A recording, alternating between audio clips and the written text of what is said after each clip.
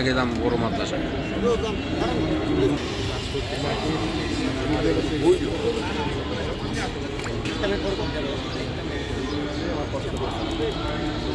সারা দেশে আমাদের নেত্রী বেগম খালেদা জিয়া দল মত নির্বিশেষে সবাই যে উনি সুস্থ হয়ে আমাদের মাঝে ফিরে আসুক। উনি ঐক্যের প্রতীক। উনি কখনোই চান নাই কোনো দল এই দেশ থেকে বিলীন হয়ে যাক। সবসময় চাচ্ছেন সবাইকে নিয়ে রাজনীতি করার জন্য, সাধারণ মানুষ সবাইকে নিয়ে রাজনীতি করার জন্য। এই জন্য আজকে ওনাকে সারা দেশের মানুষ শ্রদ্ধা করে স্মরণ করে যে উনি সুস্থ হয়ে সবাই দোয়া করছেন।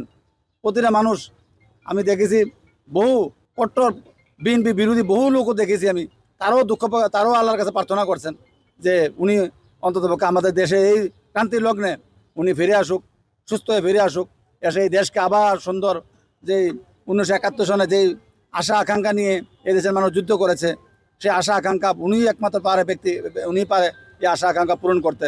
সবাই চাচ্ছেন উনি আবার আমাদের মাঝে ফিরে এসে এই দেশের হাল ধরুক। আপনারা জানেন আমাদের ইসলাম ধর্মে আছে সৎকা দেওয়ার। আমাদের প্রিয় নেতা ইয়াসিন ভাই, উনি প্রতিটা মসজিদ মাদ্রাসার মধ্যে চেষ্টা করছেন মেলাদ ফরানোর জন্য। বিএনপি চেয়ারপারসন উপদেষ্টা ইয়াসিন ভাই উনি সৎকা হিসেবে 16টা খাসি 16টা মাদ্রাসা দিচ্ছেন, যাতে আল্লাহ এটার উছিলা আল্লাহ ওনাকে সুস্থ করে আমাদের মাঝে ফিরে আনে। আপনাকে এটা হচ্ছে মানুষ হয়ে যায়, যেখানে একটা কথা আছে গ্রাম বাংলায় যে রাখে আল্লাহ মারেকে। তো আল্লাহ রাব্বুল আলামিনের হাতে সর্বময় ক্ষমতা।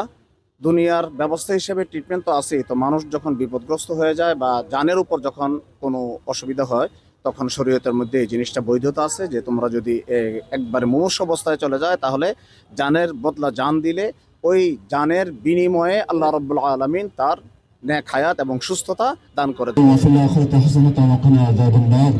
وننزل من القرآن ما هو شفاء ورحمة للمؤمنين سلام قولا من رب رحيم. الأمراض اشفى أمراضنا وأمراض بكم خالد زياد بحرمة سيد المرسلين وبحرمة سائر المرشدين يا رب العالمين.